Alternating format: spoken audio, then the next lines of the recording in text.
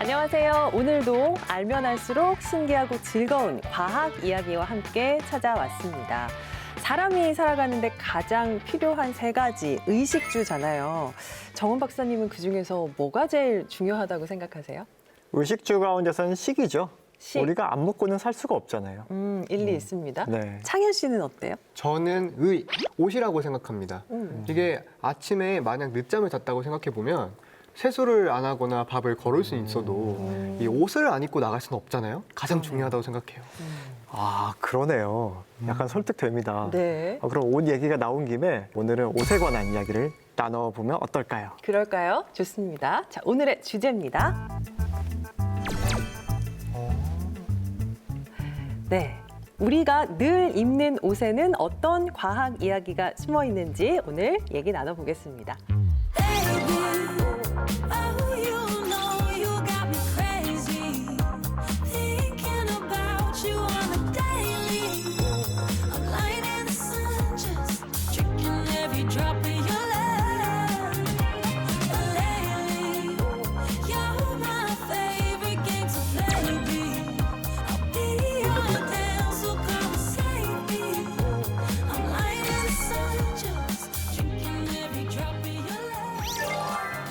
옷의 형태도 소재도 다양한 만큼 그 안에 무궁무진한 이야기가 숨어 있을 것 같은데요. 이분들과 함께 하나하나 풀어보겠습니다.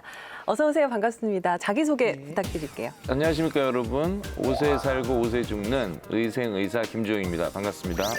와, 옷에 살고 옷에 죽는 의생의사라고 소개해 주셨습니다. 재치 있으시고요. 옆에 한 분 더 계신데요. 역시 자기소개 부탁드릴게요. 날씨가 좋아서 날씨가 좋지 않아서 과학과 함께한 모든 날이 좋았다. 과학계의 도깨비 최원석입니다. 반갑습니다. 네. 와, 반갑습니다. 네, 반갑습니다.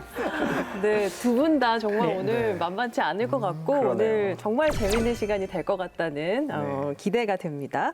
자, 먼저 최원석 선생님, 네. 과학 교사신데요. 네. 과학을 많은 사람들에게 알리는 일명 과학 엔터테이너로도 활동을 하고 계시고 또 무엇보다도 책을 무려 30권이나 쓰셨다고 들었어요. 와우. 네. 영화나 드라마처럼 과학도 재밌는 것이다 라는 것을 알려주기 위해서 책을 한 권, 두 권 쓰다 보니 어느새 30권까지 오게 되었습니다. 그러면 그 30권 중에 옷과 관련된 책도 쓰신 거예요? 네, 물론 옷과 관련된 책도 있습니다. 아나운서분도 그렇고 아마 다른 많은 여자분들이 그렇겠지만 몸이 아픈데 저희들 같은 남자들 같은 경우에는 몸이 아플 때는 집에 가만히 있는데 몸이 아플 때 백화점에 갔다 와서 쇼핑을 갔다 오면 풀려요. 갑자기 그저 풀리시죠. 네.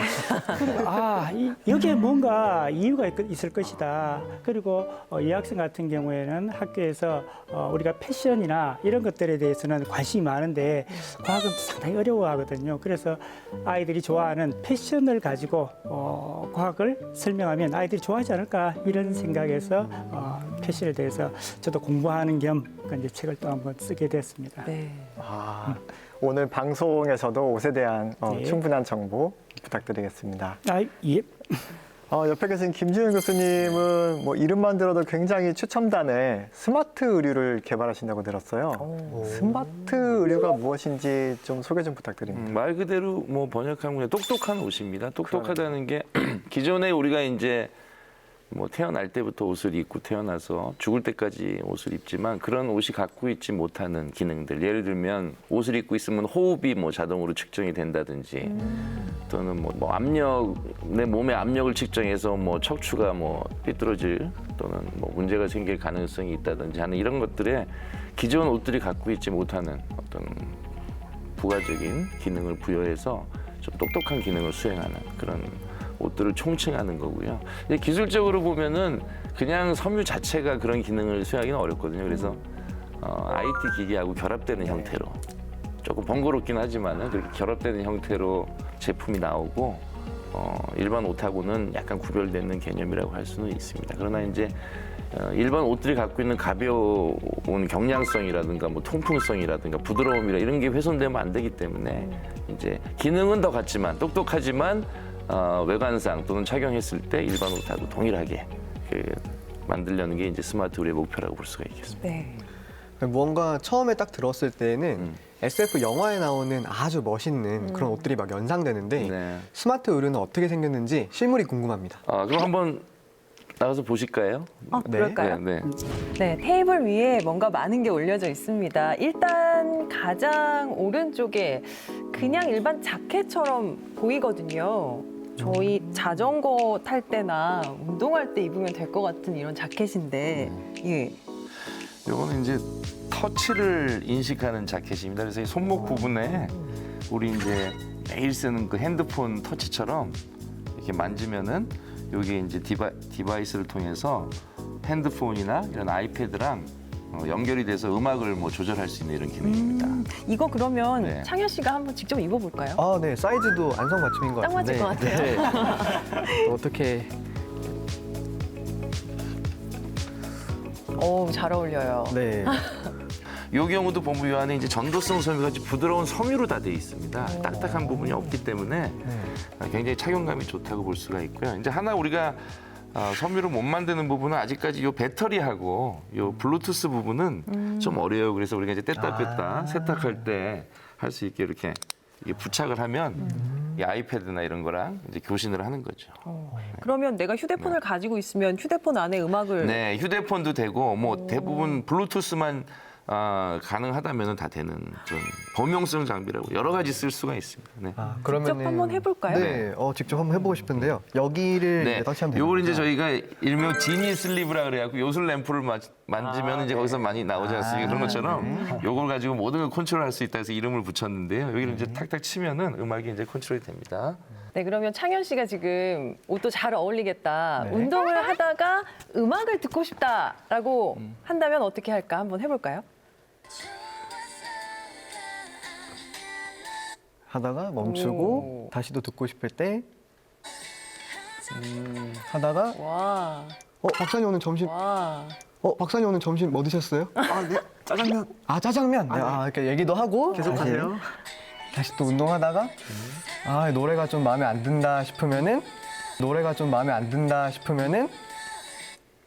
오. 다음 노래 좀 들으면서 우리 도깨비 아닌가요? 제가 선곡을 딱 했습니다. 또 그런 깊은 뜻이. 네, 이거를 네. 그럼 여기 있는 거는 뭔가요? 오, 무슨 벨트처럼 생겼거든요. 그러게요. 이거 한번 네, 요거는 꺼내볼까요? 이제 벨트는 벨트인데 허리에 차는 벨트는 아니고 이제 가슴 또는 이제 배 부분에 차가지고 이제 호흡을 얼마나 우리가 뭐 일정하게 하는지 좀 불규칙하게 하지는 않는지 또는 이제 뭐 스쿠버 다이버 같은 사람들한테 했을 때는 이제 위급 상황을 알려줄 수도 있고 호흡 센서 벨트입니다. 근데 요거의 이제 특장점은 뭐냐면은 굉장히 부드러운 섬유 센서가 내장돼 있어가지고 사용하기 불편함이 많이 줄어들었다 이렇게 볼 수가 있습니다. 그거는 우리 선생님께서 탐을 내시는 것 같아서 한번 예. 시연을 해주시면 어떨까요? 예, 감사합니다. 제가 한번 해보겠습니다. 말씀하세요. 예, 감사합니다. 괜찮으신가요? 네. 네, 이 상태에서 통상적으로는 이제 이게 핸드폰 같은 데 연결해서 보거나 아니면 이제 데이터를 서브하고 이렇게 통신하거나 하는데 이제 시청자들 편의를 위해서 이렇게 이제 PC에다가 좀 크게 해서 그래프를 보여드리도록 하겠습니다. 이렇게 배가 늘어났다 이렇게 부피가 팽창했다 수축했다 하니까 그거에 따라서 안에 있는 그 섬유 센서가 늘어났다 줄었다 하면서 이 저항이 바뀌는 겁니다. 이걸 이제 뭐 가변 저항이라고 하는데 이게 아까 말씀드린 것처럼 섬유 자체가 그런 정기적 성질을 갖고 있다는 게 좀 기술적으로는 진보된 거고요. 보시면 알겠지만은 이게 좀 이렇게 피크를 이렇게 보시면은 이게 이제 우리가 호흡을 한번 할 때마다 이게 늘어나고 줄어들면서 피크가 나오는데 이게 1분 동안에 보통 뭐 3, 40회 정도 하는데 숨을 굉장히 빨리 좀 문제가 있는 사람들은 뭐 50회를 한다거나 또는 순간적으로 일정하게 나오다가 뭐 갑자기 빨리 한다거나 그럼 뭔가 문제가 있는 거겠죠. 그리고 또 이 벨트를 차고 뭐 한 달 정도 계속 차서 데이터를 축적해 보면 이제 빅데이터 분석을 해 보면은 우리 몸에 또는 이제 심장 쪽에 질환이 있는지 없는지도 좀 더 깊게 들어가면 알 수도 있고 네. 하는 그런 여러 가지 다목적으로 쓸 수 있는 그런 센서가 되겠습니다. 네, 건강을 체크해 볼 수 있는 네, 맞습니다. 네. 의류라고 하면 될 것 같고요. 자, 선생님 예. 계속 숨을 좀 쉬어주시고요. 예, 예. 그리고 이 옆에는요, 네. 반바지 신축성 상당히 좋아 보이는 반바지 같은데. 요거는 이제 일단은 요 디자인은 사이클 의류로 개발을 한 건데요. 모든 운동 선수들이 입을 수 있는 그 허벅지 근육의 그 움직임을 측정하는 장치입니다. 예를 들어서 사이클 선수가 이 옷을 입고 훈련을 해가지고 허벅지가 얼마나 굵어졌는지, 또는 좌우의 균형은 잘 맞는지, 근육이 제대로 발달하고 있는지 이런 걸 알 수가 있고요. 이제 그런 것들이 좌우 불균형이 생기거나 앞뒤에 불균형이 생기면 부상이 생길 가능성이 있기 때문에 그걸 인공지능 분석을 통해 가지고 뭐 이 선수가 근육에 문제가 생길 가능성이 있는지 없는지도 알 수가 있고, 다목적으로 쓸 수 있는 일종의 스포츠용 자기 진단 의류라고 볼 수가 있습니다. 네, 스마트 의류가 뭔지에 대해서 조금은 감이 오는 것 같습니다. 저희 다시 자리로 돌아가서 계속 이야기 이어가 볼까요? 좋습니다.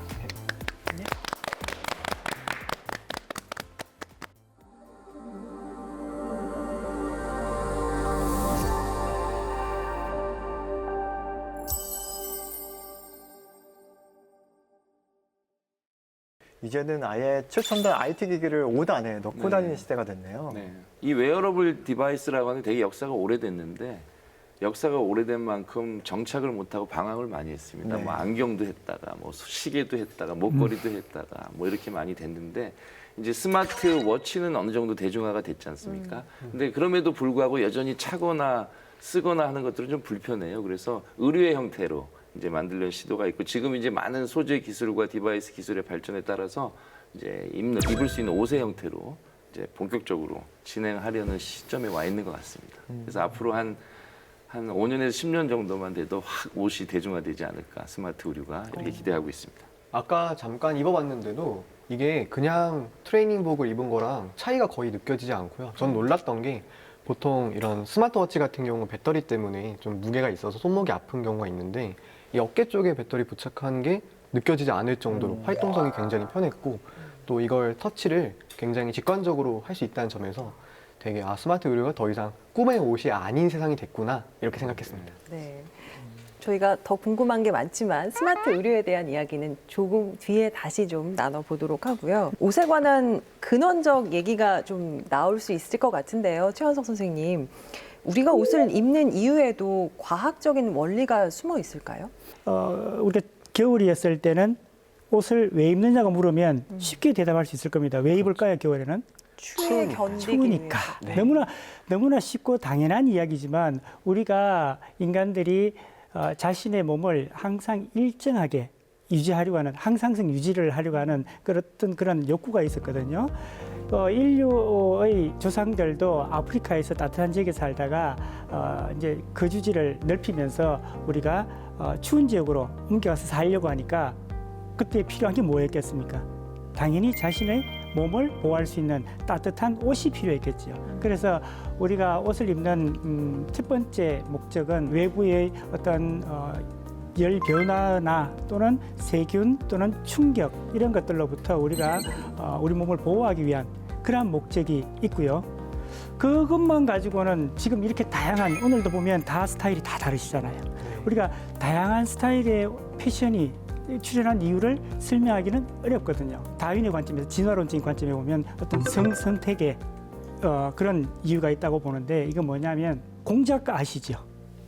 공작새. 네. 공작새 깃털은 매우 화려합니다. 매우 화려한데 이 화려한 깃털이 생존에는 전혀 도움이 되지 않습니다. 거추장스럽죠. 그렇죠. 그런데도 불구하고 공작새는 화려한 깃털을 가질수록 더 선택을 잘 받습니다. 그래서 우리가 선택을 잘 받아야지만 자신의 유전자를 후세에 물려줄 수 있다는 거죠. 그래서 우리가 비싸고 좋은 화려한 옷을 입기를 사람들이 갈망하는 이유는 바로 그러한 어떤 성선택적인 이유가 있다라고 이제 얘기를 할 수 있는 겁니다. 아니, 이게 사회적인 관점이 아닌 과학적인 시선에서 진화론에 입각해서 옷을 바라보니까 굉장히 새롭고 재밌는데요. 이번에는 박창현의 호기심 돋보기. 네, 이걸 통해서 옷에 관해 몰랐던 사실들을 조금 더 자세히 알아보려고 합니다. 지금 시작해 볼까요? 네.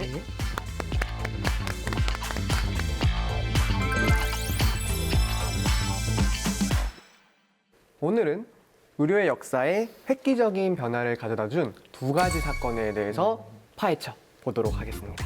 네. 첫 번째 사건부터 알아볼까요? 첫 번째는 짜잔. 네. 산업혁명입니다. 네. 오, 글자가 정말 날아가는군요. 자, 산업혁명하면 일단은 뭐 증기기관이나 영국 이런 것들이 생각이 나는데 최원석 선생님, 예. 산업혁명이 의료의 역사에 어떤 영향을 미쳤나요? 우리가 산업혁명이라고 이야기하면 산업혁명이라는 어떤 시스템에 의해서 섬유 산업도 영향을 받았을 것이다. 보통 우리가 이렇게 많이 생각을 하는데요. 사실 엄밀하게 따져보면 섬유 산업에 의해서 어떤 공장형 시스템이 출현했다 또는 탄생했다라고 할 만큼 섬유 산업이 많은 영향을 줬습니다. 18세기 들어서면서 중국과 인도에서 아주 싼 값의 면직물들이 대거 들어옵니다. 그렇게 되니까 영국의 간의 수공업자들은 어떻게 해야 되겠습니까? 당연히 변화를 해야 됩니다. 변화를 해야 되는데 이 변화가 바로 기계를 통해서 생산성을 향상시키는 방법이었습니다. 간의 수공업에서 기계화되는 방법을 통해서 거의 100배나 되는 생산성 향상이 있었고요. 19세기가 되자 영국은 면직물을 수출하는, 그러니까 영국 제국주의의 상징처럼 전 세계에 이제 면직물을 수출하기 시작합니다. 우리가 역사책에서 보면 간디가 물레를 돌리는, 혹시 그런 사진 본 적 있으신가요? 아, 역사에 관심이 있으시죠? 그래서 네. 그런 사진을 보면 오죽했으면 간디가 전통적인 산업을 부활시키려고 노력을 했을까라는 걸 생각해 볼 수가 있고요. 그 다음에 공장제 출현한 것에 대해서 조금 더 이제 설명을 드리면, 이제 기계를 만들었는데 기계를 작동을 시키려니까 수력이 필요합니다. 물의 낙차를 이용해서 기계를 돌려야 되는데, 그러려니까 공장들이 도심에서 벗어나서 강 상류 쪽으로 가서 모두 이제 공장이 세워질 수밖에 없었거든요. 근데 강 상류 지역에 공장이 만들어지면 노동자들이 도시를 떠나서 거기까지 가야 되니까 다들 안 가려고 하는 겁니다. 그러니까 어른들은 공장에서 일을 하지 않으려고 하니까, 그러면 공장을 돌릴 사람이 없으니까 그때 공장주들이 교구의 고아원, 그 당시에 고아원에 아이들이 많았거든요. 그 고아원에 있는 아이들을 데려다가 공장에서 숙식만 제공하고 아이들을 거의 강제 노동시키다시피 이제 공장을 이제 돌렸습니다. 그러다가 이제 등장한 게 제임스 와트의 이제 전기기관입니다. 전기기관이 등장하니까 이제 강 상류에 공장을 지을 필요 없고 도심 근처에, 도심에 이제 공장이 세워지기 시작했고요. 그 이후에는 부모의 계약을 통해서 아이들을 데려다가 공장에서 일을 시켰습니다. 어른들은 하기 싫어했던 이러한 노동들을 아이들을 통해서, 아이들의 희생을 통해서 섬유공업이 활발하게 됐고, 우리가 이제 옷을 저렴한 가격에 많이 입을 수 있게 된 겁니다. 그래서 이제 공장형 시스템이 이렇게 해서 등장하게 된 거죠. 네. 뭔가 약간 슬픈 스토리도 좀 담겨 있네요. 듣다 보니까. 예. 그렇죠. 어쨌든 옷을 대량 생산하는 것이 이제 가능해지고 기성복이 등장하면서 이제 누구나 편하게 또 자유롭게 옷을 입을 수 있는 그런 시대가 온 것 같아요. 그럼 다음 키워드로 한번 넘어가 볼까요? 다음 키워드는 바로 짜잔. 네. 합성 섬유의 등장입니다. 산업혁명을 통해서 기계가 발전됐는데 그와 더불어서 이제 화학기술도 발전이 됐습니다. 그 전까지는 이제 자연에서 주로 얻은 섬유들, 우리가 지금도 뭐 네이로 많이 입고 있지만 면 섬유라든지 또 이제 한복지를 만드는 데 쓰는 실크, 뭐 누에꽃에서 나오는 거죠. 이런 것들이 좋은 점이 많습니다. 뭐 흡수성도 좋고, 뭐 촉감도 좋고, 뭐 가볍기도 하고 좋은데, 이제 문제는 이게 자연의 산물, 농사지어서 얻는 거다 보니까 뭐 예를 들어 비가 뭐 작황이 안 좋거나 하면은 이제 공급이 줄고 하니까 굉장히 비싸지고 널뛰기를 하는 거죠. 어느 때는 좀 싸고 어느 때는 되게 비싸고. 그래서 이제 인류가 고민을 하다가 이제 석유에서 추출물을 가지고 이제 소위 말하는 화학 섬유, 합성 섬유, 사람이 만들어낸 섬유를 만들기 시작했습니다. 그래서 그 최초의 그 합성 섬유라고 하는 거는 이제 나일론이라는 건데요.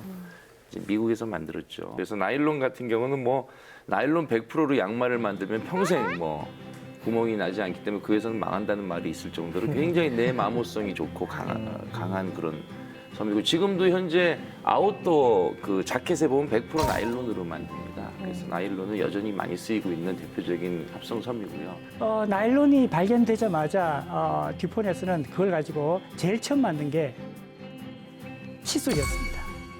칫솔, 나일론 칫솔이요. 그 이전에는 뭘로 만들었냐면 돼지털 가지고 만들었습니다. 칫솔이. 그래서 일본에서 수입한 돼지털 가지고 만든 칫솔을 나일론으로 이제 대체해서 칫솔을 만들었고요. 그 다음에 나온 게 완전 대박이었습니다. 나일론 스타킹이었습니다. 오, 네. 스타킹 하나 가지고 그게 뭐 그래 대박이었을까라고 생각하실 수 있겠는데요.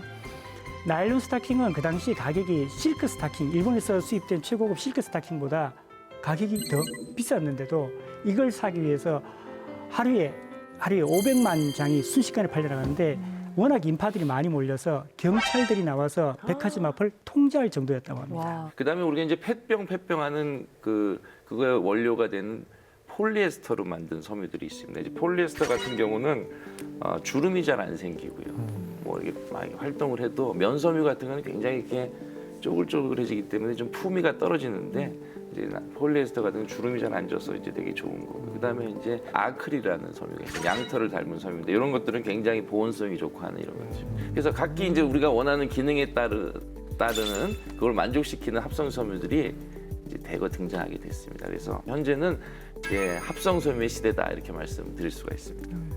나일론, 뭐 폴리에스터 그리고 아크릴 네. 지금 입고 있는 옷만 라벨만 들춰봐도 다 네. 섞여 있을 만한 합성 섬유들이거든요. 야, 이렇게 의류 섬유 역사에서 가장 획기적인 발명이었다 할 수 있겠네요. 오늘의 호기심 돋보기 여기서 마치도록 하겠습니다. 네, 여러 종류의 합성 섬유가 개발이 되면서 옷의 종류나 디자인도 다양해지고 또 더 편리하게 옷을 입을 수 있게 됐는데요. 최근에는 거기에 한 발 더 나아가서 기능성을 좀 앞세운 옷들이 많이 출시가 되더라고요. 기능성 의류 하면 어떤 게 생각나시죠? 일단 뭐 등산복? 그렇죠. 네. 아웃도어 의류들 이제 많이 떠올리실 텐데요. 등산복에 어떤 기능이 필요하겠습니까? 땀을 좀 빨리 흡수를 그렇지요. 해줬으면 좋겠고. 예, 땀 흡수. 그리고 방수랄까요? 젖지 그렇죠. 않는. 예, 젖지 않는. 그러니까 우리가 등산복 같은 경우에는 일상복과 다른 기능이 필요합니다. 산행을 하게 되면 산에서 갑자기 비나 눈을 맞닥뜨릴 수도 있고 계속 산행을 하다 보면 몸에 있는 땀이 밖으로 배출이 안 되면 땀 때문에 눅눅해지는 이러한 문제를 해결해 낼 수 있는 기능을 가진 옷. 이게 기능성 의류입니다. 그런데 가만히 생각해 보면요. 산행하다 비가 오면 비를 막지만 땀도 사실은 물이잖아요. 밖에도 물, 안에도 물인데 밖에 물은 들어오지 못하고 안에 있는 물은 빼내고 이런 어떤 딜레마적인 상황에 처하게 됩니다. 이걸 해결한 게 바로 고어텍스라는 섬유인데요. 고어텍스는 이 문제를 어떻게 해결했냐 하면 테플론 수지라는 이런 수지에 아주 촘촘 2마이크로미터 정도의 아주 작은 구멍을 무수히 많이 이제 뚫려 있습니다. 밖에 있는 물방울은 큽니다. 그래서 이 2마이크로미터가 되는 구멍을 통과하지 못하니까 방수가 되고요. 내부에 있는 땀은 수증기입니다. 수증기는 물방울에 비해서 훨씬 작거든요. 그러니까 이 구멍을 통과해서 밖으로 빠져 나갈 수 있습니다. 투습이라고 합니다. 네. 그래서 이 상반되는 이 두 가지 기능을 동시에 가진 게 이 고어텍스입니다. 그리고 저는 겨울이 되면은 이제 네이를 찾게 되거든요. 요즘에는 네이도 발열 네이 그런 기능성 네이들이 또 많이 나오는 것 같아요. 따뜻한 이제 원단이라는 거는 크게 보면은 이제 세 가지 정도가 단계별로 제일 이제 전통적인 방법이 오리털 패딩 같은 겁니다. 그 오리털 패딩은 뭐냐? 오리털 자체가 무슨 뭐 발열을 하거나 이런 건 아니고 공기를 많이 함유하고 있어요. 왜냐하면 공기가 제일 열 전도도가 낮기 때문에 공기를 많이 함유하고 있으면 외부 이제로부터 우리 몸이 따뜻하게 유지가 되는 거니까. 최근에 이제 계속 각광을 몇 년 됐죠. 각광을 받는 방식은 뭐냐면 이제 소위 말하는 발열모 원단이라고 하는 겁니다. 그건 뭐냐면 우리가 이게 여름에 이렇게 살에다 대고 이렇게 물을 한 방울 떨어뜨려 놓고 이게 시간이 지나면은 물이 이렇게 날아가면 시원한 느낌이 들잖아요. 네. 근데 그거에 반대로 물 이렇게 하나씩 붙이면은 따뜻한 느낌이 들게 됩니다. 그 원리를 이용하는 거죠. 그래서 우리 인체 내부에서 이제 땀이 조금씩 나면서 수증기 형태로 하면서 나면 그게 손 위에 붙으면서 열이 나는 거죠.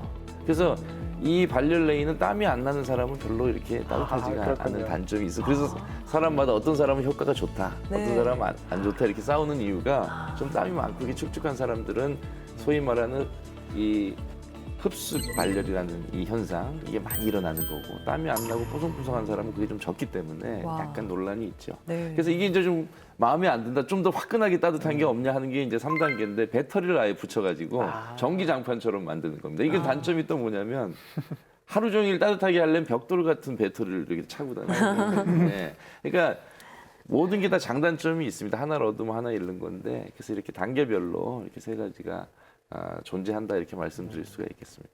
그러면은 발열 의류랑 반대로 여름에 입는 콜톳이나 기능성 의류들은 이 정확히 반대의 원리를 이용한 건가요? 뭐 여러 가지 기술이 있습니다만 제일 대중화된 기술이 실을 납작하게 만들면 됩니다. 보통 실의 단면을 딱 보면 이렇게 동그래요. 네. 이게 국수 단면처럼 동그란데 네.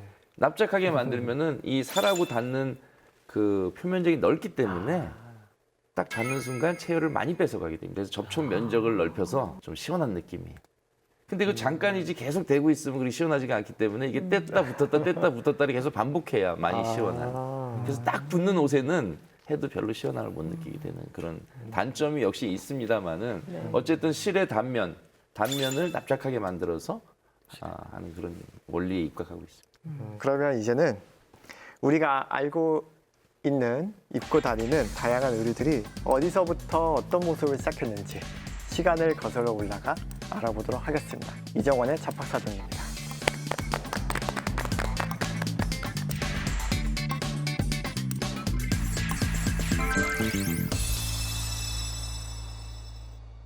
그럼 제가 사진을 먼저 보내드리겠습니다.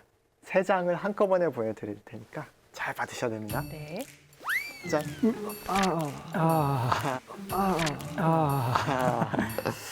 좋습니다. 세 장의 사진이 각각 다른 옷, 의류들인데요. 첫 번째는 카디건, 두 번째는 이게 떡볶이 코트라고도 불렸던 것 같아요. 더플 코트 뭐 이렇게 그렇죠, 불렀었던 그렇죠. 것 같아요. 많이 뭐 학생 시절에 학생 많이 시절에 정말 유행이었어요. 아 맞습니다. 창현 씨는 모르겠지만 아닙니다. 저도 유행했습니다. 마지막에 세 번째로 보이는 것은 겨울에 빼놓을 수 없는 패딩입니다. 이 중에 두 가지는 군대에서 군인들이 먼저 착용하기 시작했고 대중화된 옷이고 나머지 하나는 아닌 경우인데요. 과연 군용으로 출발하지 않은 나머지 하나의 의류는 1, 2, 3번 중에 무엇일까요? 오늘도 힌트는 없겠죠? 아 힌트 없습니다. 일단 제 생각에는요, 이 더플 코트는 왠지 이 코트가 군인들한테 잘 어울릴 것 같아서 단순하게 그 이유로 코트는 입었을 것 같고 네. 패딩은 따뜻하니까 추울 때 입었을 것 같거든요. 근데 카디건은 딱히 안 입었어도 될 것 같기도 하고. 창민 씨는 어떠세요? 저 같은 경우는 오히려 패딩이 아닌 것 같습니다. 왜요? 이 패딩이 지금은 되게 대중화되었는데 그 당시에는 뭔가 이 오리털 같은 걸 이용해서 부풀리고 하면 좀 고급적인 옷 상징이어서 군대에 보급되기는 좀 힘들지 않았나. 그렇다면 창현 씨한테 점수를 주고 싶네요.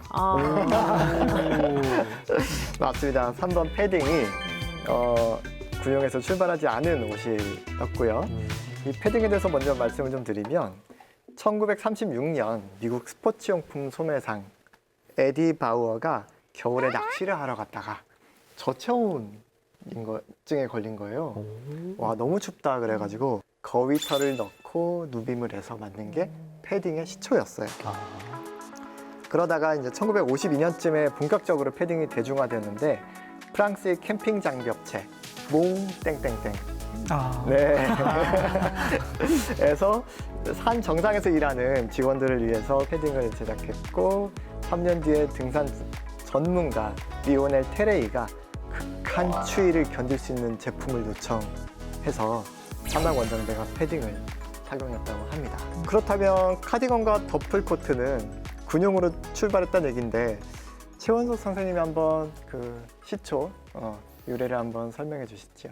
카디건의 경우에는 19세기 중반 크림 전쟁에 참여한 제임스 브루드넬 카디넬 백작이 자신의 사비로 자신의 병사들에게 이 옷을 만들어 입혔는데요. 왜 이 옷을 만들어 입혔냐면 전쟁 상황에서 부상당한 병사들이 스웨터를 입고 있는데 빨리 치료를 해야 되는데 벗기기가 힘드니까 앞부분을 단추로 만들어서 겨울 추위도 막고 이제 부상당한 병사들에게 치료도 할 수 있도록 이렇게 만들어서 이제 보급을 했는데 정작 카디넬 백작은 소위 말하는 낙하산 장군이었기 때문에 작전 능력이 형편이 없어서 전쟁에 나가서 패배하고 겨우 목숨을 구해서 돌아왔지만 그는 전쟁 끝난 후에도 자기가 만든 이 옷을 입고 다녔는데 사람들이 보니까 패션 감각이 있는 것 같다. 그래서 유행하게 되면서 카디건이 탄생하게 됩니다.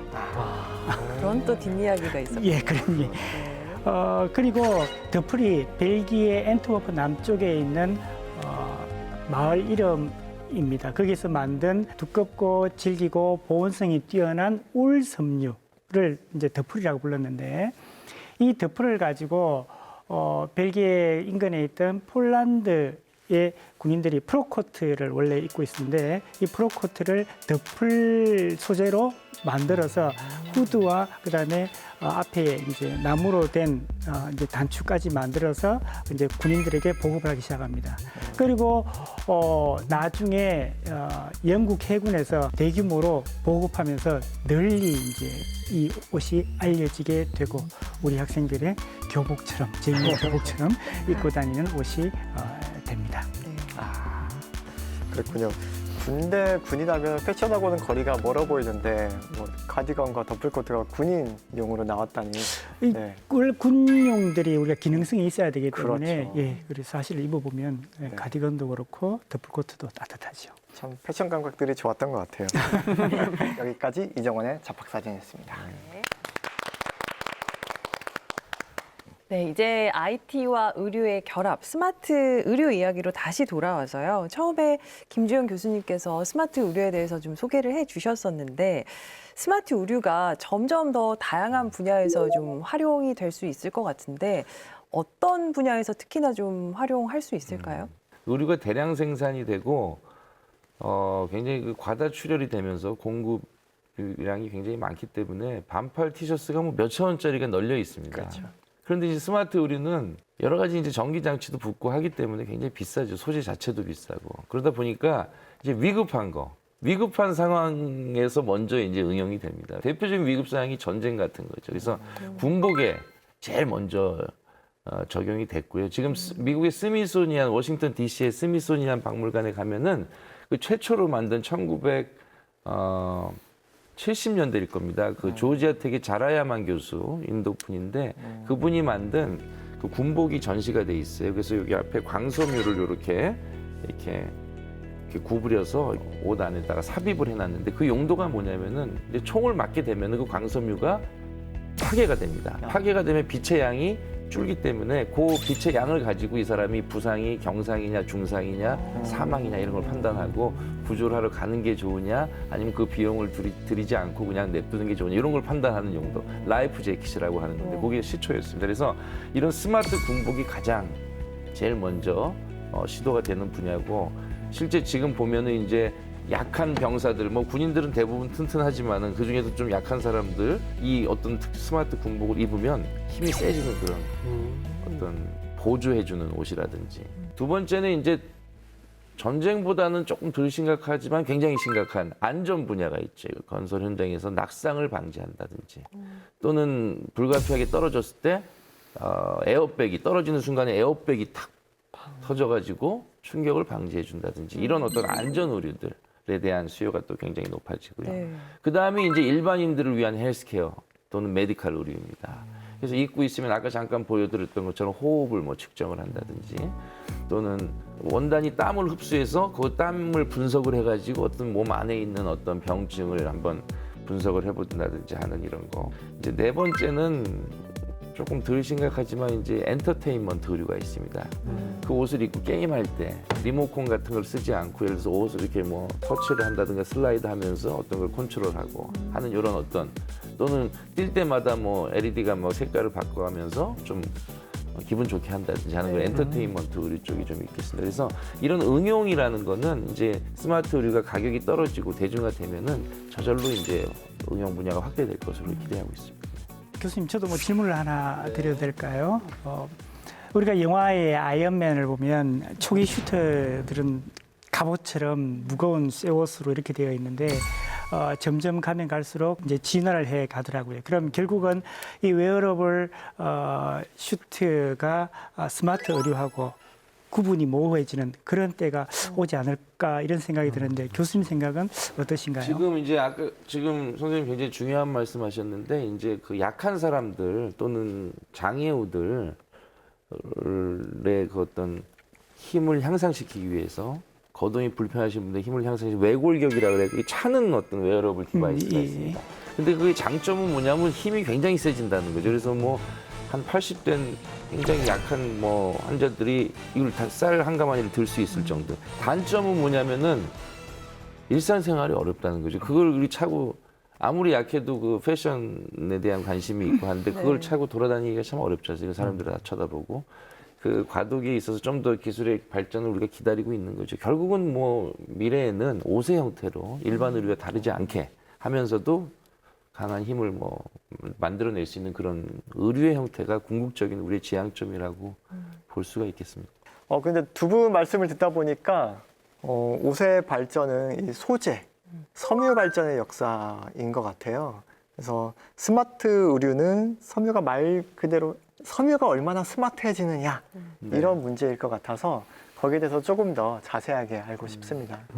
대부분의 그 분들이 이 섬유를 사양 산업으로 많이 인식하고 계세요. 네. 제가 대학 다닐 때는 섬유화가 되게 많았는데 지금은 이제 몇 개 안 남았습니다. 슬픈 얘기지만요. 그런데 실상 외국 선진국도 보면 섬유를 연구를 하지 않냐 그건 아니에요. 과 이름이 바뀌고 또 하는 사람들이 좀 적어지긴 했지만 여전히 섬유에 대한 연구를 계속하고 있고 거기서 고부가가치 제품을 계속해서 만들어내고 있습니다. 그래서 제가 좀 간단한 강의를 통해서 여러분 소개해드리도록 하겠습니다. 기대됩니다. 네, 여러분 섬유의 세계는 무궁무진합니다. 여러분이 입고 계시는 그런 일반적인 원단 이외에도 의류 이외에도 비행기 날개에 섬유가 들어간다는 사실을 알고 계시나요? 비행기 날개는 기본적으로 강해야 됩니다. 그런데 강해야만 해서는 안 되고 강하면서 동시에 가벼워야 되죠. 그래야지 동일한 기름 양을 가지고 멀리 날아갈 수 있겠죠. 그래서 우리가 항상 관심을 가졌던 그 섬유 소재 중에 하나가 가볍고 강한 섬유입니다. 그래서 가볍고 동시에 강한 섬유 하나를 소개를 해드리겠습니다. 탄소 섬유라는 우리가 꿈의 신소재라고 부르는 것입니다. 선진국에서는 사실은 1967년도에 최초로 개발이 됐습니다. 근데 이제 우리나라는 2015년 정도에 새롭게 만들기 시작했으니까 선진국 대비 굉장히 뒤늦게 출발한 분야죠. 이 탄소 섬유는 일단 실 색깔 자체가 까맣습니다. 일반 옷들은 일반적으로 다 그냥 하얀 상태에서 염색을 해가지고 뭐 파랗고 빨갛고 이렇게 나오는데 탄소 섬유는 애시당초 이제 까만색을 띠게 되고 대부분이 카본이라는 그 원소 이름이 C, 카본으로 구성된 그런 섬유입니다. 굉장히 강하고 일상생활에서 골프채라든가 테니스채라든가 가벼우면서 강해야 되는 그런 소재에는 최상의 소재라고 할 수가 있고 우리가 일반적으로 의류용 그 섬유의 그 마진율이라고 할까요? 100원짜리를 하나 팔았을 때 많이 안 남습니다. 의료용 소재는. 그런데 이 탄소 섬유는 그 부가가치율이 굉장히 높기 때문에 선진국형 산업이에요. 그래서 이 탄소 섬유 같은 건 절대로 사양 산업이 될 수가 없는 것입니다. 빨리 우리도 더 연구를 해서 선진국을 따라잡아야 될 그런 단골 소재가 될 수 있는 분야고요. 하나 더 말씀을 드리면 불에 안 타는 섬유가 있습니다. 일반적으로 금속은 불에 안 타지만 섬유는 불에 탄다고 우리가 인식을 하고 있죠. 그런데 이제 소방관이 입는 옷 같은 경우에는 항상 불하고 가까이 있기 때문에 그 연소점이 높아야 됩니다. 그래서 소방부 보시면 대부분 이렇게 약간 노란색을 띠고 있는데 그 노란색 섬유의 정체가 아라미드 섬유입니다. 아라미드 섬유요. 이 아라미드 섬유는 그 녹는 점이 굉장히 높기 때문에 어느 정도 그 거리를 두고 있을 때는 전혀 녹거나 하지 않는 그런 굉장히 그 열에 강한 그런 섬유라고 볼 수가 있겠습니다. 그래서 이 아라미드 섬유를 통해서 우리가 이제 용접복이라든지 또는 불과 가까이에 종사하는 그런 작업복이라든지 하는 분들의 작업복이라든지 하는데 근무 여건이 굉장히 향상이 되고 안전성이 높아진 그런 혁신적인 소재라고 할 수가 있겠습니다. 그래서 이런 탄소 섬유와 아라미드 섬유는 각각 강하고 내열성이 높은 대표적인 소재이고요.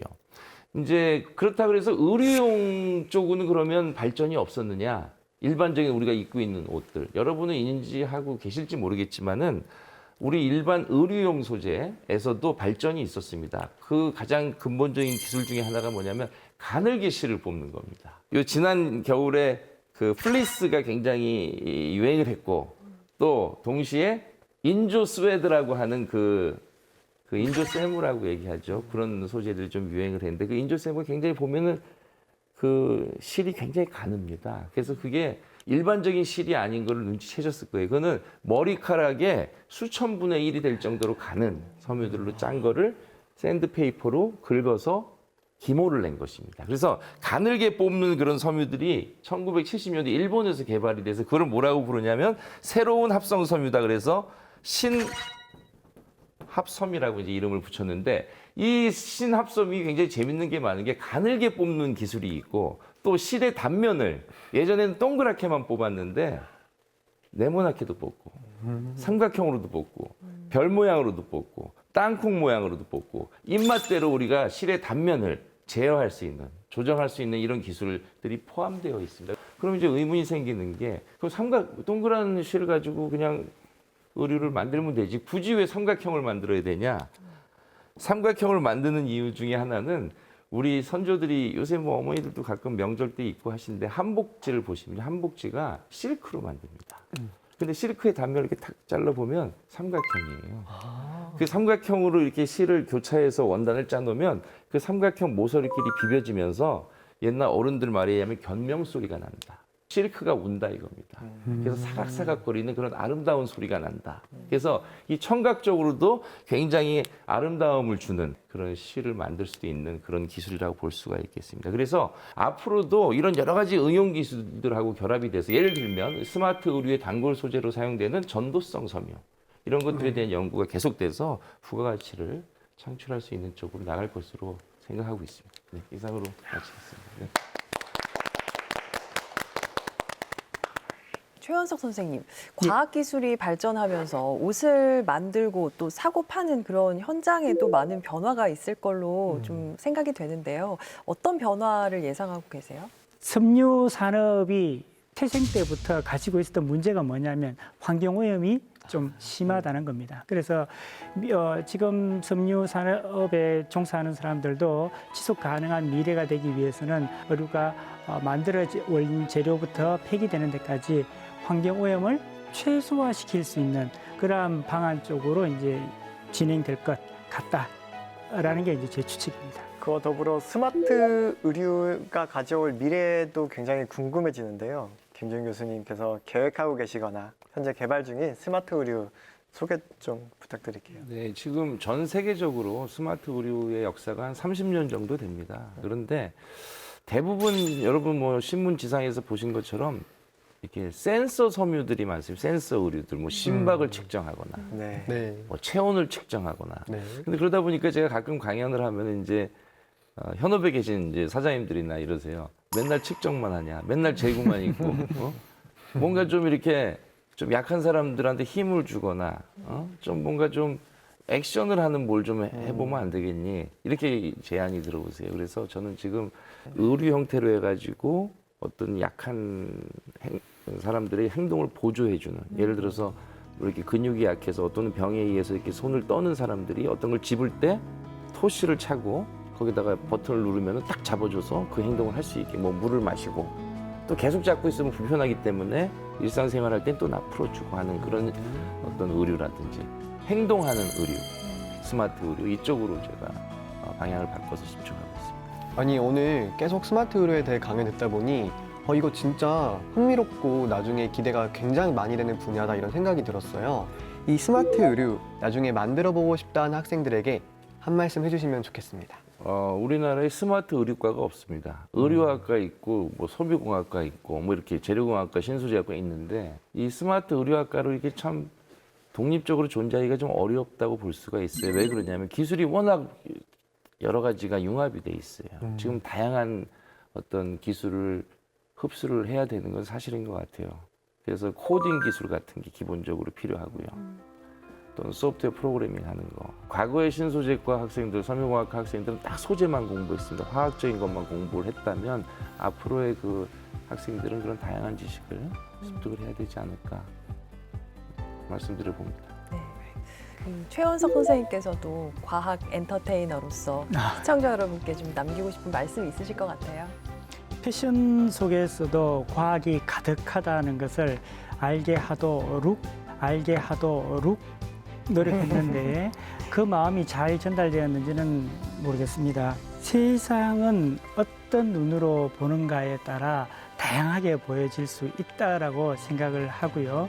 여러분들 앞으로도 패션뿐 아니라 다양한 분야를 과학의 눈으로 바라보면 좀 더 재미있고 환상적인 세상을 맛볼 수 있을 것이라고 생각합니다. 자, 오늘 두 분과 함께 흥미진진한 옷 이야기에 대해서 나눠봤는데요. 정건 박사님, 네. 마지막으로 옷은 뭐다 한 줄 평 남겨주실 시간입니다. 준비되셨죠? 네. 옷은 나라는 캔버스를 개성으로 물들이는 물감이다. 이렇게 표현해 보았습니다. 누구나 가지고 있고 누구나 입어야 되고 꼭 필요한 것이지만 각자 다르게 연출할 수 있는 우리 사회에 꼭 필요한 다양성이란 가치를 실현할 수 있는 가장 쉬운 방법인 것 같아요. 그래서 이런 식으로 표현을 해봤습니다. 오늘도 역시나 멋지게 한 줄로 정리해 주셨습니다. 네, 이제까지의 옷이 나를 더 쾌적하게, 더 아름답게 해주는 수단이었다면 이제는 첨단 과학을 입고 더 똑똑하게 진화하고 있는데요. 옷과 과학이 함께 그려갈 스마트한 내일을 기대해 보겠습니다. 저희가 준비한 시간 여기까지입니다. 다음 시간에 더 즐겁고 유익한 이야기 들고 찾아오겠습니다. 다 함께 인사 나눌게요. 과학으로 보는 세상, 씨.